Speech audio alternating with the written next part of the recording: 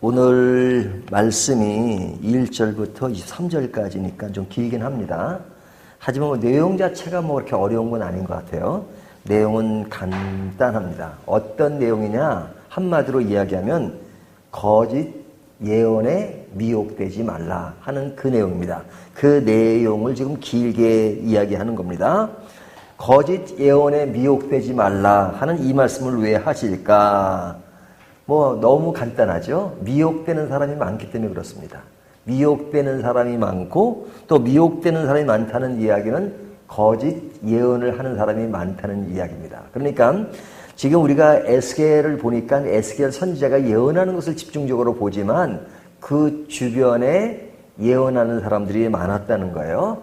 근데 그들이 진실을 예언하는 것이 아니라 거짓된 예언을 하는 사람이 많아서 오늘 하나님께서는 에스겔 선지자에게 누구에게 예언하라 이렇게 말씀하시냐면 거짓 예언은 하는 자에게 그 예언이 틀렸다라고 예언하라 이렇게 말씀하는 겁니다. 그래서 그 내용 1절부터 이렇게 시작하잖아요. 여호와의 말씀이 내게 임하여 이르시되 인자야 너는 이스라엘에 예언하는 선지자들에게 경고하여 예언하되 자기 마음대로 예언하는 자에게 말하기를 너희는 여호와의 말씀을 들으라 이러죠. 자, 이 거짓되게 예언하는 사람들이 많습니다. 왜 이런 자들이 많을까? 많을 때는 이유가 있는 거죠. 그 이유는 뭐냐? 그들이 말하는 예언, 그러니까 이 거짓 예언을 듣고 싶어하는 사람이 많다는 이야기를 했는데요. 그 예언이 사실은 좋기 때문에 그렇습니다. 딱 예언을 들으면 인기가 있고 또 사람들에게 호감을 주고 그러기 때문에 그렇습니다. 그 예언은 오늘날도 마찬가지입니다. 인기 있는 설교가 사실은 많이 떠다니고 있죠. 어떤 설교자는 진짜 설교를 하면요. 유튜브를 보더라도 몇만 명씩 막 그냥 듣습니다.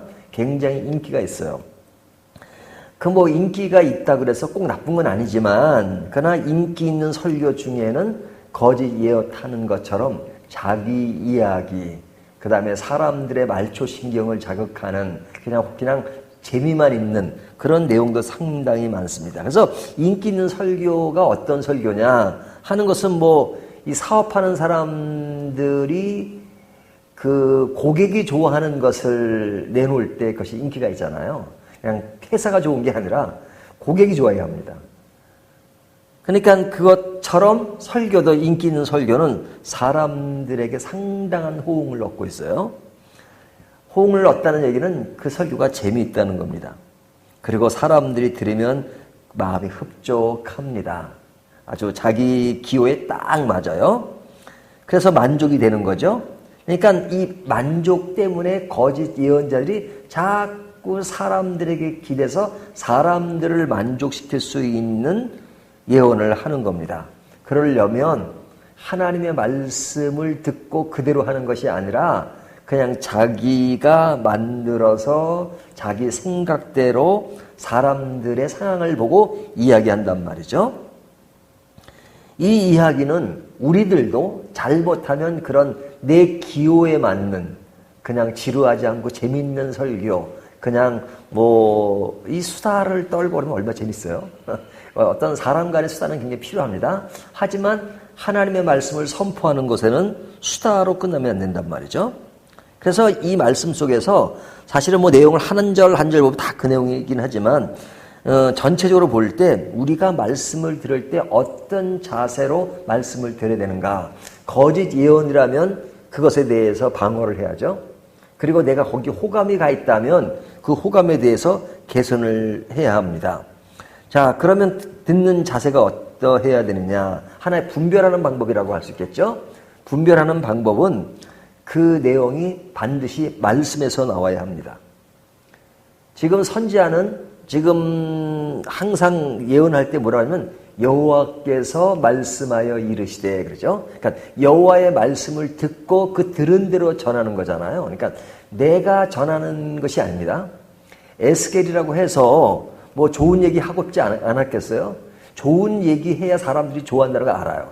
하지만 심판의 메시지나 사람들에게 조금 경고성을 예언을 하면 사람들이 싫어한다는 걸 알고 있어요. 싫어하면 자기도 고달퍼요. 뭐 안 좋은 얘기하는 것이 예언자라고 좋겠습니까? 하지만 왜 합니까? 하나님이 그렇게 하라고 하시니까, 하나님이 들려주는 말씀을 그대로 전하니까 하는 겁니다. 그러니까 예언자는 자기 말을 하는 사람들이 아니죠. 하나님의 말씀을 전달하는 사람이지 자기 말을 하는 것이 아니란 말이죠. 그래서 오늘날 설교자도 마찬가지입니다. 설교는 창작이 아닙니다. 설교는 하나님의 말씀에 있는 것을 전달하는 거죠. 우리 오늘날 사람들이 이해할 수 있도록 전달하는 것이지 막 거기에 자기 것을 꾸며대면서 자기의 이야기를 하는 것이 아니란 말이죠. 그 기조가 하나님의 말씀이어야 한다 하는 거죠. 근데 이제 말씀처럼 과장되는 것이 많습니다. 어떤 경우는 그냥 말씀을 가지고 얘기하는 것 같아요. 하지만 말씀이 아닌 경우가 있어요. 그 아닌 경우는 뭐냐면 말씀에 나오는 그 문장이나 단어를 쓰긴 하지만 그러나 그 내용의 모든 전개 과정이나 이런 것이 말씀과 관계가 없을 수가 있어요. 그러니까 자기 말을 하는데 말씀의 것을 인용하고 그것을 덧붙이고 그것을 포장을 하지만 실제로 그 내용의 본질적인 내용과는 거리가 멀 수도 있단 말이죠. 근데 요럴 때 속아요. 요럴 때 속아요. 그 번역하는 사람들 있잖아요. 그 번역하는 사람들에게 속는 경우가 뭐냐면 영어를 잘하는 것보다 한국말을 더 잘해야 합니다. 한국말을 번역할 때는. 근데 그 사람이 영어는 좀 떨어져도 한국말 잘하면 되는데 어떤 사람은 한국말을 너무 잘하기 때문에 사실은 편집자 입장에서 볼 때는 속을 때가 있어요. 왜냐면 그 문장을 아주 한국말로 너무 매끄럽게 하기 때문에 좀 오역이라 하더라도 한국말로 아주 매끄럽게 하면 읽는 사람이 처음에는 원문과 다 대조해 볼 수 없잖아요. 그냥 너무 매끄러우니까 아 이건 번역이 잘 됐나 보다. 앞뒤 문맥도 맞으니까 잘 됐나 보다 하는데 오역일 가능성도 많았죠. 근데 그럴 때 속거든요. 그러니까 이 어떨 때 설교면 성경 본문에서 나오는 절수와 단어를 그대로 사용하면 다 하나님의 말씀인 것처럼 말씀에 충실한 것처럼 생각할 수 있습니다. 하지만 어떤 경우는 그냥 그것을 내가 말하는 것에 포장을 하는 그런 경우가 있습니다. 그럴 때 우리가 조심해야 되는 거죠. 그래서 오늘 본문을 보면 그렇게 하는 그 거짓 예언자들의 특징이 뭐냐. 그냥 본문 그대로 이야기를 한다면요. 2절을 보시면요. 인자야 너는 이스라엘 예언한 선지자에게 경고하여 예언하되 자기 마음대로 예언하는 자예요. 자기 마음대로. 그러니까 조금 전에 얘기한 것처럼 자기가 주체가 되는 거죠. 자기 마음대로 예언하는 다. 예언은 자기 마음대로가 없습니다. 하나님의 뜻을 전달하는 것이 예언입니다. 근데 여기 예언이라는 말을 사람들이 오해하는 것 중에 하나가 뭐냐면 이 예언한다는 말은 앞으로 되어질 일을 말한다는 것이 아니에요. 하나님으로부터 들은 얘기를 한다는 겁니다. 그래서 이 예언이란 말은 저는 한자는 잘 모르는데요. 누가 한자를 풀이하더라고요. 이 예언의 예자는 예금할 때 예자래요. 그러니까 저축된 말씀을 전하는 겁니다.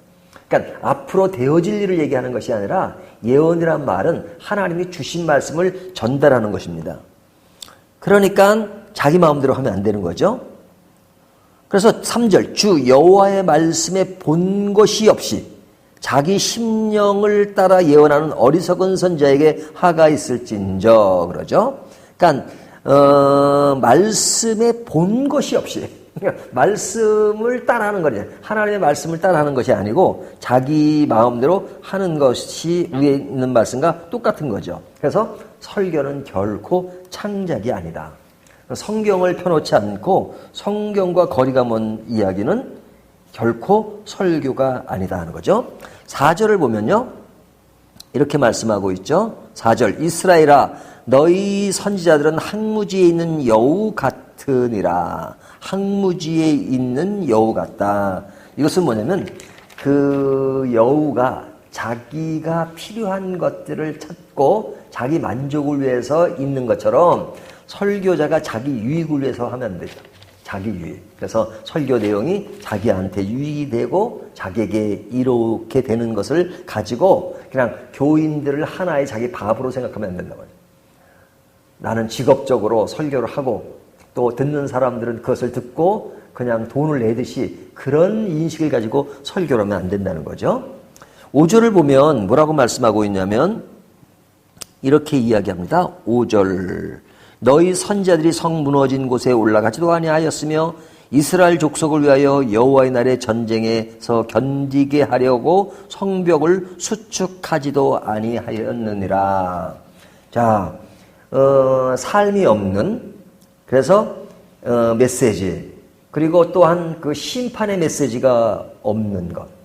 설교는 격려도 있지만 심판도 있잖아요. 하지만 이런 사람들은 심판의 메시지는 전하기를 싫어합니다. 그래서 거짓 선지자들의 특징은 좋다, 잘됐다, 뭐 이런 것만 전하잖아요. 오늘날도 사람들의 그러한 요소만 인식하고 하는 설교들은 진정한 설교라고 말할 수 없죠. 그래서 여기 보면 그런 내용을 6절서부터 16절까지를 쭉 보면요. 하나님의 말씀을 하면서 허탄한 것을 말한다. 그렇게 말하죠. 6절 보면 허탄한 것도 뭐 7절, 8절 계속 그 허탄한이라는 단어가 나옵니다. 이 허탄한 말을 전한다는 것은 근거 없는 평안입니다. 근거 없는 평안. 지금 이 에스겔의 문맥이 뭐냐면 바벨론의 포로로 간 사람들을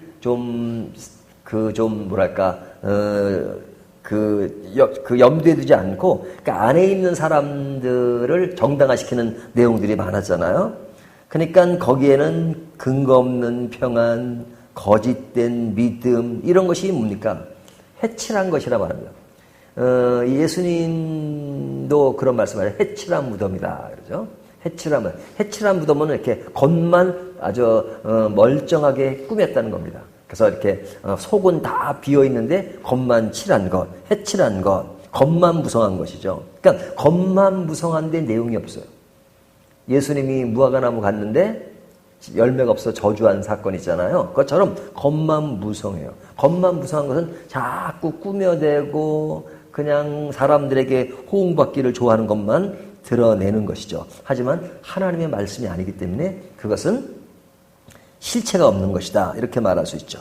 그리고 이제 17절부터 19절 거기에 보면 거짓된 여자의 이야기가 나오는데요.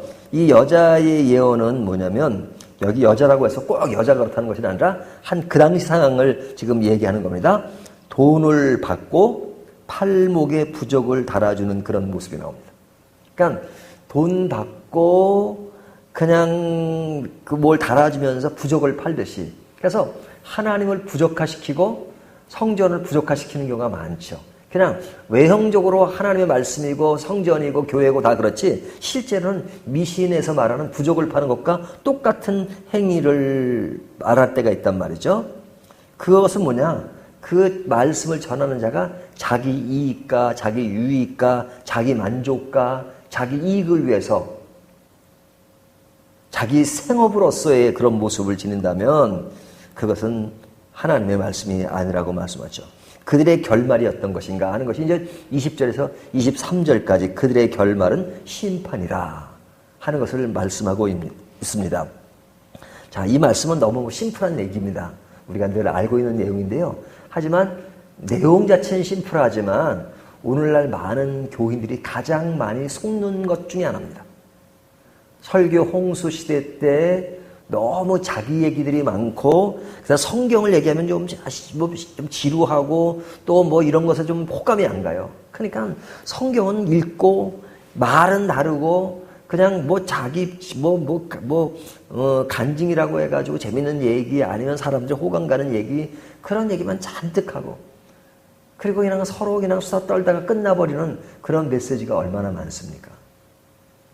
그것은 뭐냐면 많은 사람들이 성경을 이렇게 읽어보면서 성경 안에서 뭐 하는 걸 싫어하는 경우가 너무너무 많습니다. 그러니까 자꾸만 이렇게 좋은 것만, 이렇게 듣기 좋은 얘기만 자꾸 원하기 때문에 그런 경우가 너무너무 많아요. 그래서 성경이 사실은 왜 있을까라는 생각이 들 정도로 그냥 성경 가지고 얘기하는 걸 되게 싫어해요. 그래서 성경을 외면한 설교가 너무너무 많습니다. 그것은 고객이 그래서 그래요. 고객이. 그 사람들은 진짜 고객입니다. 그러나 성경은 절대 듣는 자가 고객이 아닙니다. 그리고 설교는 장사꾼이 아닙니다.